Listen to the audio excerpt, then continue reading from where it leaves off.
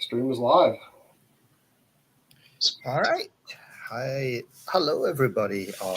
As many of you all are here. It's always never any idea how many there are on these things.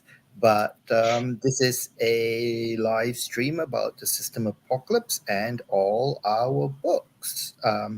Unfortunately, uh, Katie cannot make it. She had a bad reaction to, um, well, something. So she's not feeling very well and so can't make it at the moment. But otherwise, the rest of us are here. And obviously, if you're watching this, hopefully you know who I am. I am Tao. Otherwise, I am Tao Wong. I was the first person who wrote in the System Apocalypse universe. And since then, I have had a number of co authors and anthologies created. I'll let the others introduce themselves. I'm Craig Hamilton. I co-write with Tao in the System Apocalypse Relentless series. Book 3, Apocalypse Grit, just came out at the beginning of October, and it's been doing pretty well, and people are enjoying it so far. I'm David. I'm new to the System Apocalypse universe. We've got the Kismet series coming out soon, which I've been happily cranking away on, and so close to finishing that third book. Yep, and we will be releasing the Kismet series in what do you call that? What's the month Sometime after in the future. October? November. There you go. Oh yeah, that's coming up pretty quick. It is very, very We'll quick. be here before you know it. No, we have our first snowfall coming, so it's coming very quickly. Too quickly for me. And then we'll get you some fancy backdrops like Tao and I have. Wait, You just, like the murder room?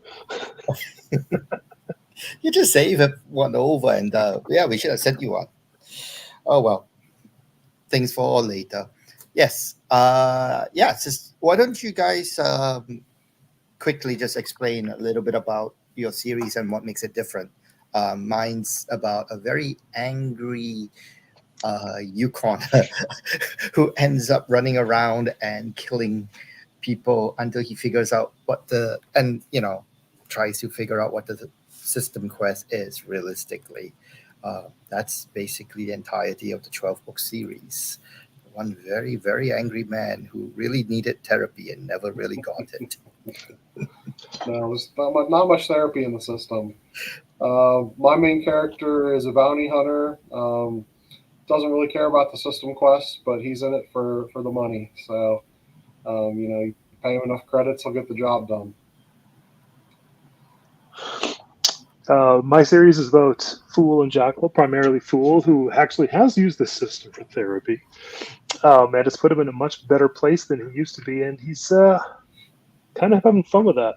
Definitely following the whole trickster vibe. So I wanted to follow, I really love the setting, the System Apocalypse, and I want to take a little bit of a different direction and bring it more in line with some of the classical fantasy stuff. So I thought it was a really good opportunity to try and throw in something more along the lines of old school fantasy, heroes, anti-heroes. Yeah. It's quite interesting playing around with the different types of genres and subgenres. And I mean, Katie's, one of the things I found when I was trying to pick out my co-authors or working with co-authors was trying to get different viewpoints on the entire apocalypse, really. One of the things when after Craig released or started writing his book first before Katie, and one of the things we were talking about was, what do we want to do? What do you would you like? And I was like, because we've complained about or discussed how a lot of apocalyptic books, not just in lit RPG, but in general, didn't have families. It was just it was the individual, the loner, and whatnot. And so, because we're both parents, it almost made sense to have her write about a parent and a family, dealing with the apocalypse and how that changes. So it was all kind of different viewpoints that I wanted to bring in um, with system apocalypse. How about what do you guys feel about writing within it? I'll let you start off with that one, David. It's been a bit of a challenge. It's always a little. I get these really fun creative drives where I really want to go off on a big long tangent, and then it's kind of like, wait, there's rules, there's a setting, got to work within this a little bit, and that inspires a good bit of creativity. Where you're like, well, here's a simple solution. This would work. I could do this, and it's like, no, I actually have to work around this now. Think about it for a bit, and I have to go off and do my little creative little exercises, run around the yard for a while, some sorts of things until I go, oh, hey, I've got an idea. So it's been a real adventure that one. It's entertaining. Yeah, so I mean, I'm playing a little bit with the loner vibe on Hal's adventures for the most part. What was interesting with figuring Hal out was I started off with a year in with the short story, and so once I had the character and had him set, then I had to go back to the beginning and write the first book and how he became that way. So like I had this fixed point where I had to hit, and then I had to go back and build him up to that point, and then kind of break him down during the beginning of the apocalypse. And then now in books 2 and 3, I'm kind of reconnecting him to people again, and he's making friends and companions, and it's still about the money, still about trying to become more powerful, but not quite the solo loner that he was at the beginning of book 1 up through the first short story. Yeah, I think it was interesting because for both of you, especially, unlike with Katie, who, we spoke on separately, you guys came in through the anthologies. And how did you find writing for the anthologies, and why did you decide to go write for it? So the story for hunting monsters just kind of came out of nowhere and hit me. Like I saw your post, the open call for short story submissions, and the idea just hit me. I just finished. I think it's Larry Correa's Noir Fatale anthology. It was an anthology of like detective stories with a femme fatale and all that kind of thing. And I just finished reading that and saw your post, and this like the idea for bounty hunter gets a quest in a small town to hunt down a serial killer just hit me, and I rolled with it.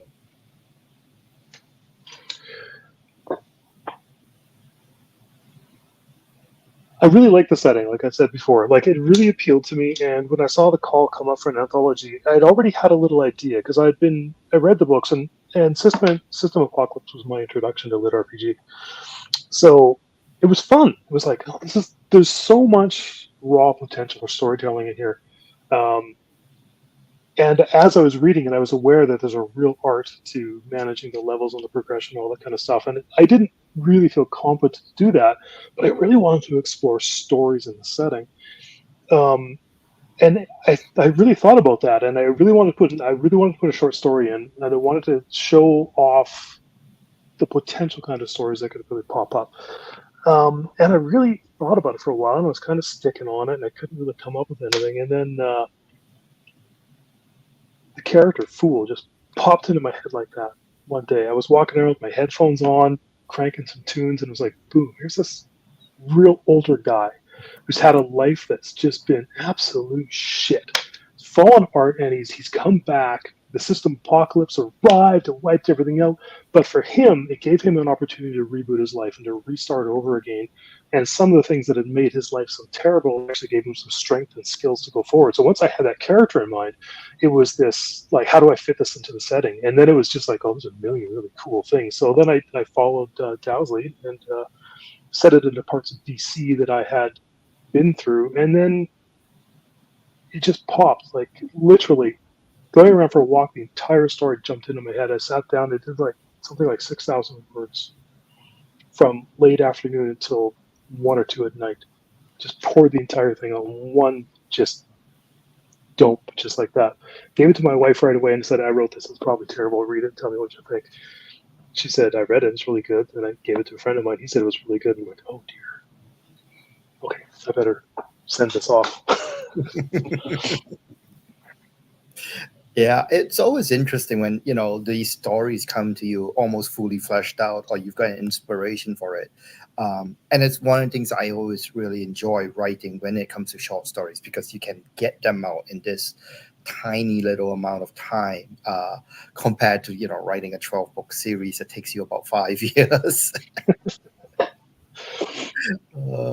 But yeah, it's a different thing, and it makes me a little sad that um, short stories in general aren't as in demand for science fiction and fantasy, and specifically lit RPG these days. I don't know if we'll ever do a third anthology call. We might in a few years' time, but there's just not a lot of demand for it, and it's a lot of work, at least on the back end. You know, um, It's a lot of reading that you have to do. it is. It's a lot of reading. It's a lot of editing. It always feels a little bad, having to turn people down and go, "Hey, this is not, something that we can include, or this is not, something that I think is going to fit into the universe, or is what we were looking for, kind of thing." And so all of these things, it's never nice, right? Having to do that, but it's just part and parcel of the doing anthology calls and whatnot. And I think it's useful too for people to practice personally writing shorts. It's gives people a chance to structure stories entirely. It's very different than writing a novel because you have to limit the cast, you have to limit the points you're trying to make. You have to. It's basically a highlight reel of a story almost. It can be. Definitely, it can be. Depending on what you're doing, right? In the story itself, I think some stories just work better short, where that event is one event, like a night or you know a conversation. Um, so you can play it. I've seen some shorts that play out over multiple years, or um, in my favorite short ever, literal billions of years. Isaac Asimov's The Last Question, um, which just is utterly amazing and one of the best short stories. There's a comic of it that they do for it. If you ever, it's floating around on the internet, but it's well worth reading.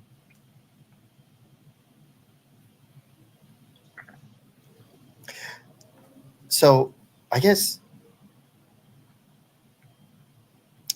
you guys have had to work with me, at least two books at this point, sometimes moving on to three books. How do you feel about, having to work on a co-author basis? What's the limitations? Any thoughts on it? Uh, I think the hard part. I'm going to jump right in. Sorry, Greg. I think the hard part is the asynchronous communication. Like it's really hard to do separately. Like writing kind of works well for that because you get down, you do your stuff, and you reach out. But in a lot of ways, it would be easier if you're just kind of in the same room, hammering away at stuff and tossing ideas back and forth.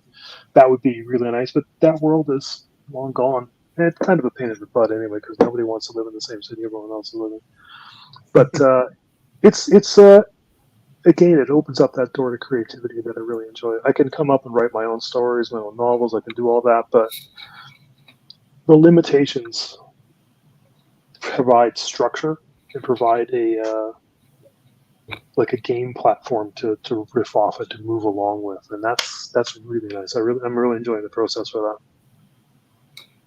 it's interesting because Tao is the expert on the world. So even if Yep. you've read all 12 books of the System Apocalypse and you think that you might have a good idea of how things work, Tao kind of reins you in and dials in the story, and it makes it for a stronger story, and it's more cohesive when you've got one person who's kind of the expert on the world, being that lore master that's keeping the universe in sync.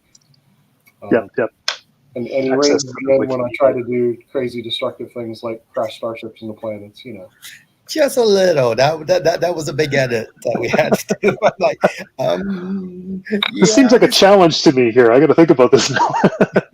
How can I screw down here? Really make him go, no, no, uh, no, no, no. there's there's two comments. One was I just came back from a convention, and I was one of the speakers, and there was a person called Ed Greenwood. If you don't know who he is, he's a guy who basically created the Forgotten Realms, and you know the entire world, and he literally has something like 576 books out there. Under only about 100 and something plus under his own personal name. The others are co-authored. Only something like that. It's ridiculous. Got a Anyway, few to go to bring the system apocalypse to that level. oh god, that would be insane. I think that yeah, that would be a lot of work. But he's been at this for god decades now.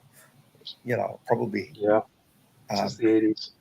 but the one of the things that he was talking about with editing was how he'd throw in sacrificial lambs, where he would, in this case was a lot of sex and violence, and he'd push it to the limits, knowing that his editors would take it out.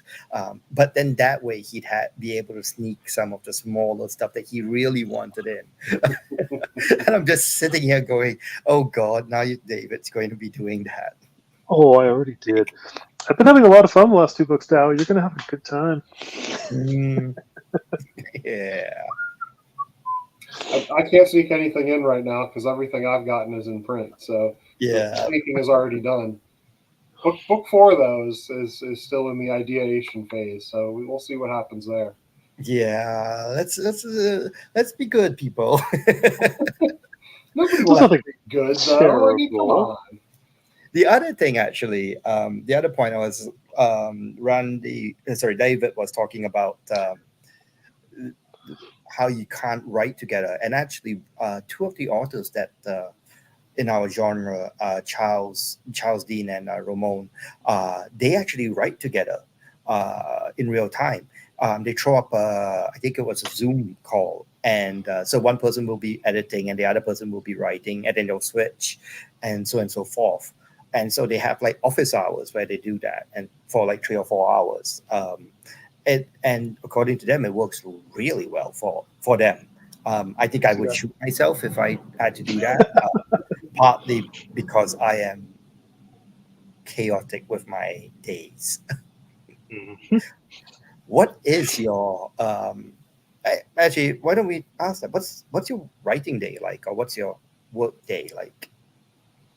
So I work my day job generally 9 to 5, and then usually after I get off from work, I work from home, so I need a change of scenery just to get out of the work headspace.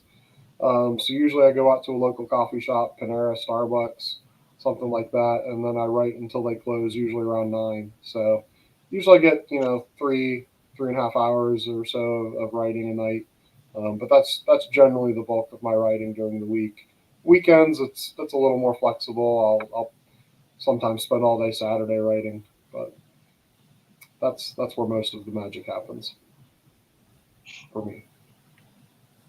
I get up around 7 a.m., drink a pot of coffee, review all my usual websites, and I play BattleTech till about 5 o'clock in the afternoon and think, oh, damn it, I forgot to write today. No, I'm kidding. I play BattleTech until about 3 o'clock, and then I write. No, that's not true either. I try to keep a 9 to 5 schedule, but I take little breaks because I'm doing this full time, so I can. Um, I've been playing with a few different things. Like I'll do like 10-minute writing bursts once in a while. That worked for a couple of months, and then I'll do like every half hour. I'll do a little bit of writing, and then sometimes I'll just sit down and stare at the screen and shut everything else off and try to pull my hair out until words come out.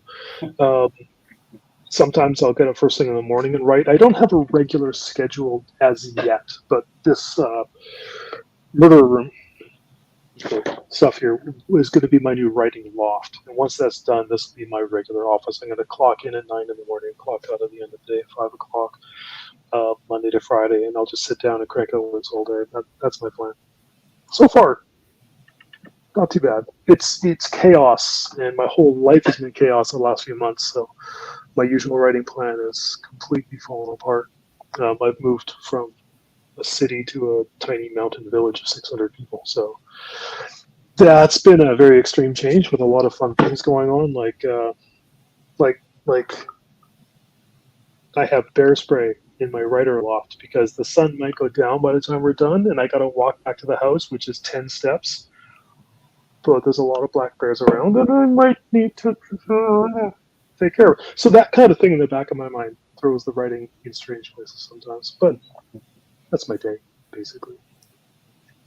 Yeah, I've seen some of the photos of the bears wandering around, and I'm like, I lived out in Whitehorse in the Yukon, and I Yep. lived in a very urban area. It was basically a suburb, so while it was wild, like it literally would take about 5 minutes to walk into the forest or kind of thing. Well, actually, more like 10 minutes to walk into a forest. The bears kind of kept away from our neighborhood for the most part.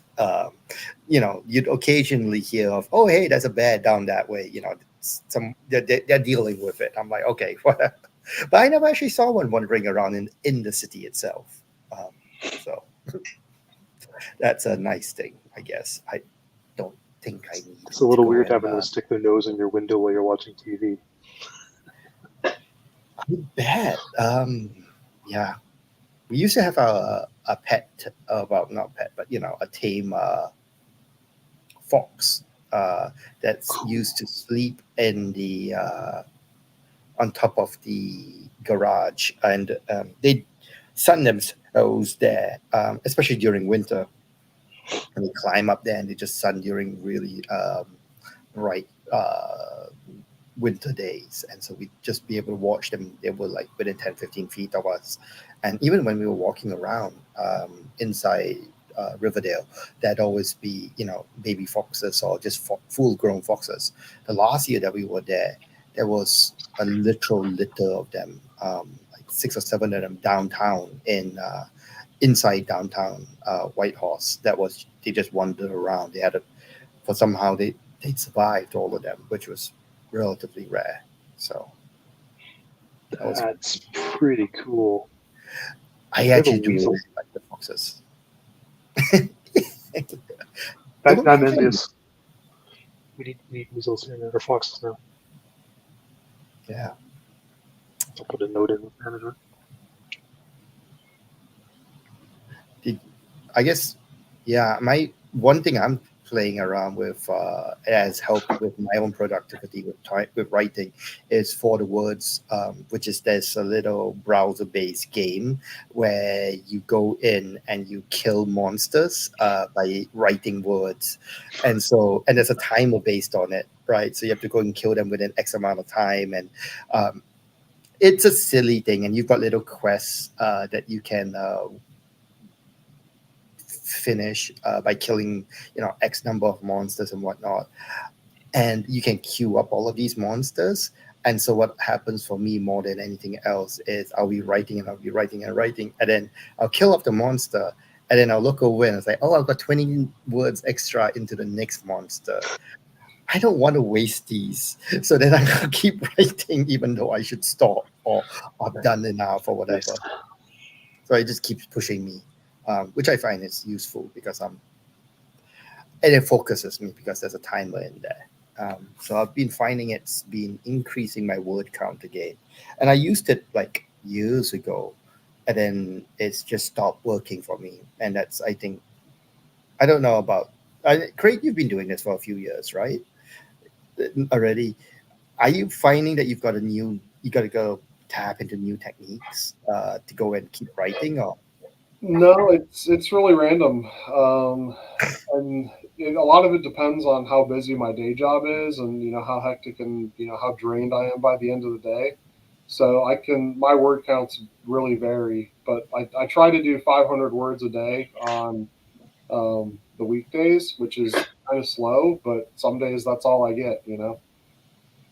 Yeah, I mean it is what it is. I mean, I'm lucky enough that I don't have a day job anymore. So uh, I think the big thing is just staying consistent and staying in the habit of writing every day, even if it's only a couple hundred words. You know, as long as you are getting something on the page, like you still made progress and you're still moving that story along. Yep. I found that really helped me get started writing was setting a super attainable goal, like 100 words a day. And I knew I could blow through that, but it was just like I have to do 100 words a day. And so when I had a crappy day, I would do 100 words. I could do at least that, and then I'd be like, I've hit my goals. I've done the thing. I'm writing. I'm celebrating now, and just keeping that habit of a little bit of celebration and constant rewards really helped. I had to roll it down to 20 words a day at one point because there was a lot going on, but I could do 20 words a day. That wasn't bad. It's those little attainable goals really add up and build a beautiful habit. And you got to celebrate the wins where you get them. You know. Yeah. Yep. I laugh because I think I'm the worst person for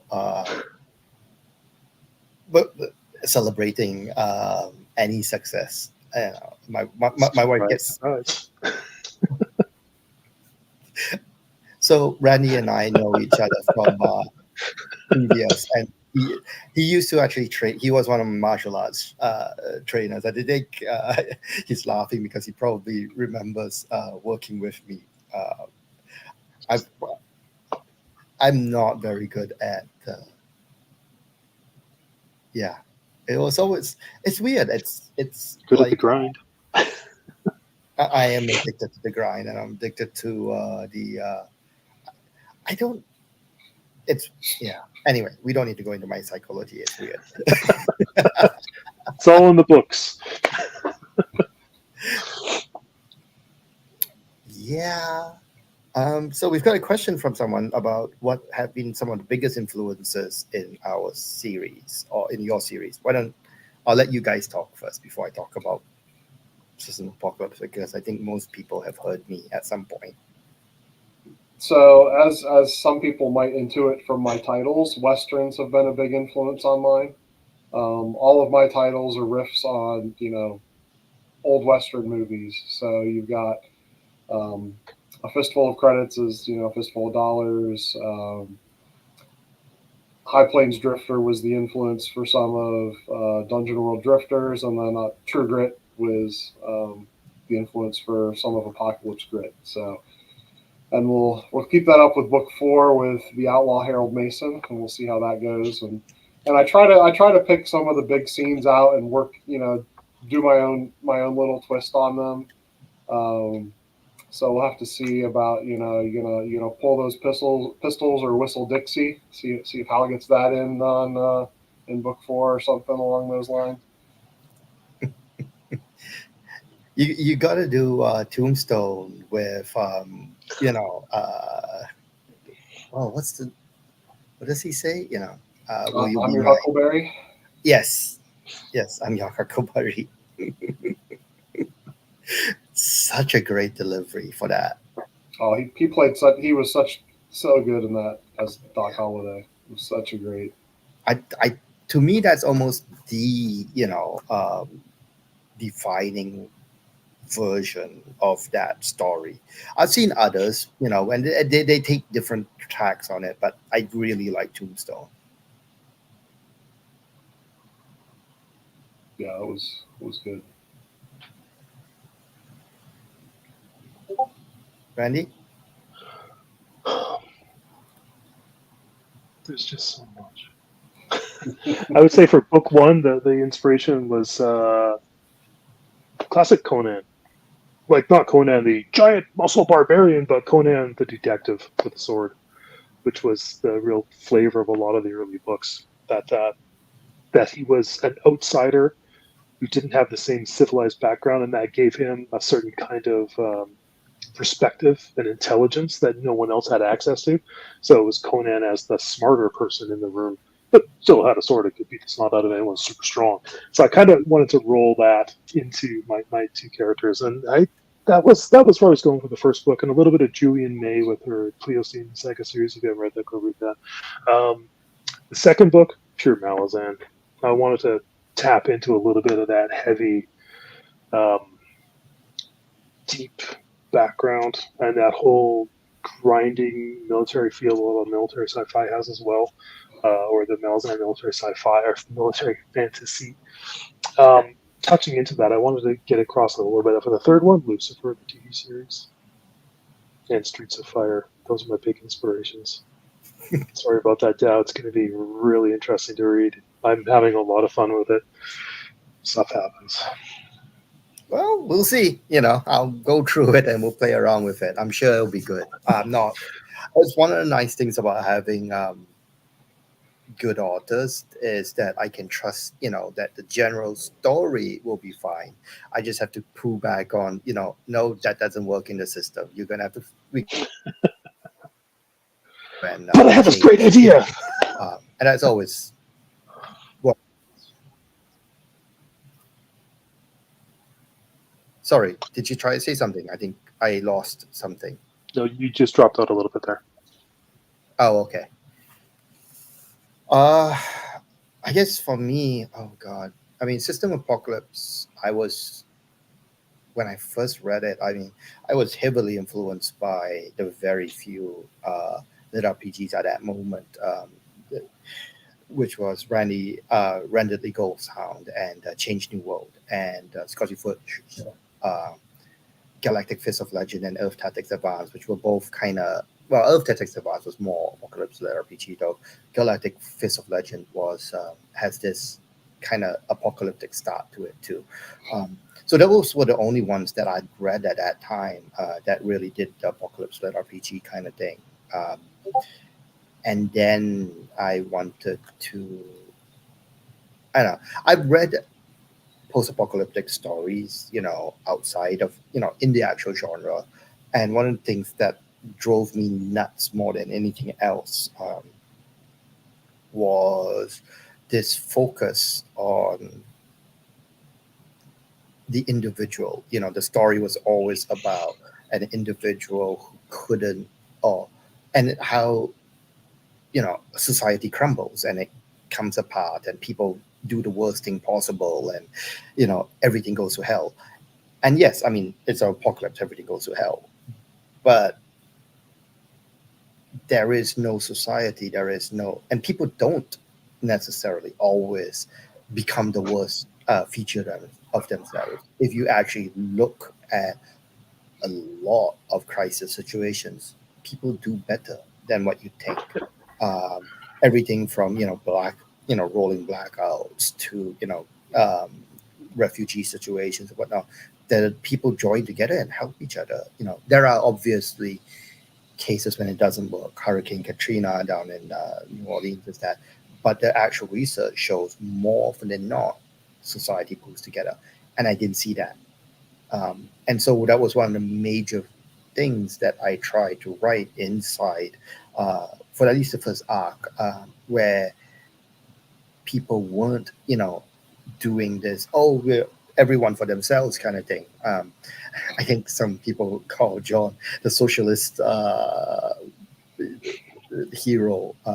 But especially in a small community like that, it made no sense to me that he would completely ignore everyone. He would not work with them. It made so it that was one of the things that I kind of found with John.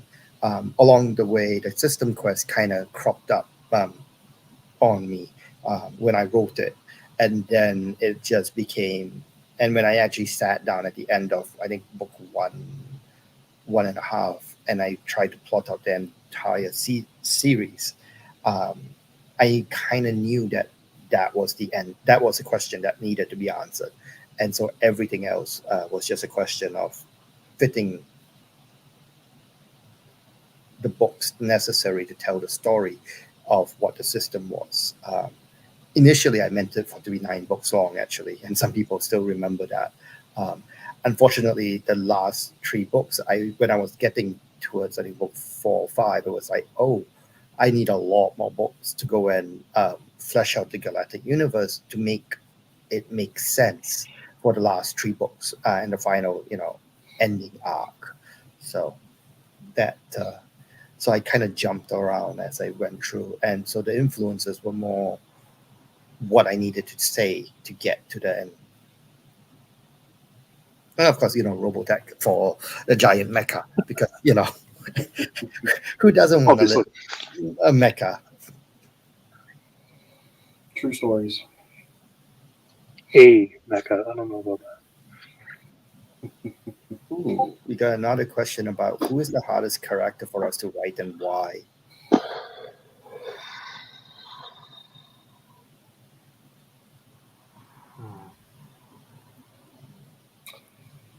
Well, I'll go first on this one. So towards the end of Apocalypse Grit, there are some cameos from that of recognizable characters that people may have seen before, and so trying to get them feel real and feel like they did in the main series was a challenge. Yeah, I've been avoiding that just for that reason. How about for you, Randy? Any particular challenges? I wouldn't say I wouldn't say that the characters are really that hard. I mean, obviously I've had some experience in life, so it's not too difficult for me to build my characters up from some either my experiences or experiences other people have gone through, and then I combine those little bits together. So when I'm writing and I come across a place where I'm not really sure what the given character would do, um, it's pretty simple for me to just kind of pull back and think, well, okay, what about this aspect that comes from this person? What would they do in this? Oh, they actually went through that in their life, and this happened. Okay, well, and then I'm writing and it's rolling through. So I don't really find the characters to be very hard. Sometimes it could be hard to manage the character a little bit and pull them back within the scope of the story because Fool, for example, the character of the series I'm writing is he's someone who's really not very smart, and he makes a lot of assumptions about things, which can really come across in the story as misleading to the reader, because this guy's like, oh well, obviously this is going on, therefore we should do this and this and this and this, and then the reader comes to expect that because they don't. He's not presented as a what's the phrase, untrustworthy narrator kind of thing. So Reliable narrator. that's the phrase. Yeah, thanks. So the reader might be inclined to believe that this is a solid aspect, not the character misunderstanding. So I have to kind of go back a little bit and think, oops, no, I got to rewrite that a little bit. I just put in a little shade of doubt in the character's voice. So there's that constant voice in the back of his head. So that's a little tricky. The character on his own will run mad with all kinds of things, and I have to kind of rein him in a little bit. So I would say that makes things a little hard. Fun, but control. That's interesting. None of my characters were that hard to write. I think because I know I they mostly came to life. I think the two that towards the end that I struggled a little with was Harry and Bolo. Bolo because I didn't have his story that happened because we miss him. He disappears for a while and he comes back, and he wasn't telling me the story when I was trying to sit down and write to him or write him in. And so sometimes I'd be like, "Why are you doing this? I don't understand." And so sometimes that became a struggle occasionally. Harry because he really didn't want to be there at the end. He was very trapped by circumstances, and so sometimes it was a case of, well, yeah, he doesn't really want to be here, and so sometimes the scenes he just kind of disappears because he doesn't want to be there himself, which was weird. Um, Circumstances are not weren't happy for him. I think. That's interesting because that is one of the reasons he was a bit of a standout character. I can see that now that you've said that. I'm like, yeah, it was a slight different pace to him that made him just kind of rise a little bit above. It's like, who is this guy? What's he doing? And he just kind of fit really well. I enjoyed that particular character. Yeah, he was really it went way out of control the entire towards the end, and he just had no choice in what happened. The Going into the future, though, the person that scares me to write, I have a story for her, which is I've got a story for Makito in my head. I know what I need to write for her, but she scares me because I don't have a background in Japanese. You know, most of my characters I can write to some extent, but Makito's something of an enigma in her. I don't want to mess up her background too far, right? Because what we're gonna have to write is a, it's almost a deeper POV for her than I've ever tapped into, and so it kind of scares me when I have to step into that kind of setting and trying to do it without messing it up. So that's part of the reason why I've actually hesitated on writing for the System Apocalypse series because I just, yeah, that'll Yeah, happen. that's a tricky place to get into. Like I've come across the point where I've got a few First Nations characters up, and I'm starting to roll into their point of view a bit, and I'm like, I have to be really careful. This isn't something I'm really comfortable with. Like it makes sense, and I can touch on certain aspects from my own experience, but it's like I gotta, I can't make assumptions, and because I can't make assumptions, then it becomes a more difficult place to actually develop a character, and you got to really think about your approach a little bit. That's the challenge. It is, and I mean, I played around with a number of First Nations characters, partially because Whitehorse has so many First Nations. It's Yeah. like 30% of the population, so it made no sense not to have it. I actually felt bad that the other minority that which is I think 10% of the population these days didn't really have much of a s- space inside the stories, which are the Filipinos. We have a lot of Filipino immigrants, which is yeah, most people wouldn't even expect that, but you know, anyway, with the First Nations, I found I did, yeah, I was always a little trepidatious about writing them, but because the System Apocalypse was such a, it was very much first person POV. It was very tight, and John is very John. He's you could hit him with a certain things you could hit him with a bat, and he would still just kind of go what. So I wasn't too so long as I didn't portray them as being any specific stereotype too far, I think it wasn't an issue for me. At least I didn't feel as worried as trying to do it with Makito, because that one I'm going into her POV to some Mhm. extent, and that's trickier.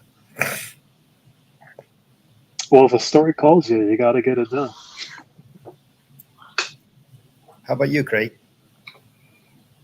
I kind of mentioned that one already about pulling in some of the characters from the main series Yeah, and having little cameos. As far as like original ones, I think it comes back to what I was saying earlier about when I wrote the short story. I have this character at a snapshot in time, and then I have to go back and then bring him up to that point. That was probably the most challenging thing about writing book one was starting at the apocalypse and then getting him to be the character that we see in the short story who's a little more jaded, um, who's lost everyone around him, who he makes friends and then they all die, so that's and it's kind of a flaw for him almost now at this point because he keeps trying to do things on his own, because that's he's the only person he can rely on. So I'm going to play with that a little bit more in book four, I think, too. nice. All right. So next question. Favorite creation monster from our series? How did you come up with it? I'll let you guys. There's so many options. Yeah, yeah. I I mean, guess that's the fun of writing is you get to come up with these really cool things and put them down on the page. All these precious little babies that get to kill each other. I do like the antagonist character that you have in Apocalypse Grid that comes up. I really liked what we came up with regard to how we pulled him in from book 2 to book 3, as Hmm. well as how he is actually a really nice antagonist for Hal throughout the book. So that worked out really well. I thought, hopefully the readers do too. Yeah. Um, and that's the I think thing. that comes back to one of the things that's a challenge in lit RPG. Like it's hard to have recurring protagonists because typically in lit RPG, when your main character runs into somebody, like either the enemy is way overpowered and is going to get away, or the main character overpowers them and takes them out, and they're not a problem anymore. So that you kind of get into it's the flavor of the week as kind of a TV show, and it's hard to have recurring baddies come back. Yeah, it is. where they join the crew. It's interesting, really. I think, and I'd really like to go and one day potentially look at figuring out how to build something that keeps coming back, um, so that people have someone that they can latch onto and really hate. Hmm. um, but I think it's something that you almost have to structure your entire story around, so that you can build those escape clauses for your for the bad guy all throughout it. Not just the story, but the system or whatever your game mechanics have to allow for that too. Yes, that's very true. I think I have something like it in one of my upcoming series, but we'll have to see. So far I haven't had a chance to really introduce that portion or the bad guy in yet, and I have to look at what I can do about it, because I do know what I want to do there. I just have to introduce the bad guy, but I'm like 20, 30,000 words in, and he still hasn't shown up yet. I'm like, hmm. uh, oh, we'll see. Um, my favorite character, side character that shows up is the guy that speaks in iambic pentameter in the book, and no one else has ever picked up on who he is other than Nick Podell, and I'm just like very annoyed that no one's picked this up. I worked hard to write this. I No remember one. the character that speaks in like old English. I remember that character in your series. Yes, that's the guy. He's Oh, speaking what's in. that guy? Okay, Yeah, he's speaking in iambic pentameter. okay. It's the yeah, it's basically what Shakespeare writes in, uh, and so I had a lot of fun writing him in. But yeah, most people didn't pick it up. It was just like, okay, Doesn't even somebody call it out? Is like, why didn't you warn us about this guy? Like, I remember that. yeah. Well, it was more no, John because encounters him first, and then some of the group, ends up talking to him more yes, after that. yeah. Yeah, yeah, I think I remember that scene. Yes, it's been such a while since I've written that. I just remember Well, that. that's pretty early on. That's like book 4, book 5, maybe somewhere in there. Because it's when isn't it when they're like traveling Yeah, I south? think it's book 5. It's Okay. book 5. I'm pretty sure he's in book 5. Um, but yeah. All right, it's coming up to 8:52. I think it's about time for us to start calling it, because I know we only meant to do this for about an hour. You guys got anything else that you want to add at the last minute? I want to thank everybody who's read and rated Apocalypse Grid. I appreciate the good ratings and the nice things that everybody said about it in the reviews so far. Yes, and we will have the audiobook out within a couple of months. It's being recorded right now. Uh, we just wanted to get the ebooks out as soon as possible for it. Um, David? I'm looking forward to everyone reading the Adventures of Fool and Jackal coming out soon, and hoping you enjoy it. I'm quite nervous about it. It's a big adventure for me, and I'm really looking Yeah, forward to it.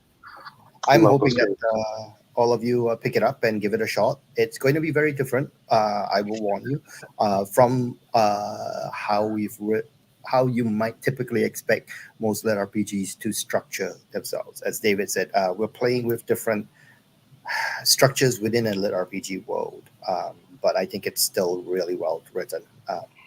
You know, Taking a chance. and yeah, and as for me, I still don't have any new series coming out in a lit Citizen Apocalypse. I am working hard on other lit RPGs and whatnot. At some point, I'll have probably more shorts. Actually, I need to go and write a couple more shorts because I want to fill it out and throw out an anthology of all the shorts I've written. So I expect that sometime next year, probably. You gonna do a tabletop system apocalypse yet? Interesting question. Interesting that you asked about that.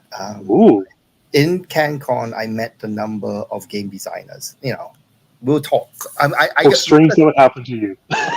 Yeah, we'll have to talk to them, right, and see how it is. I don't promise anything because you never know how these sort of things work out. All right, All right. and Thank thank you you. very much, everybody.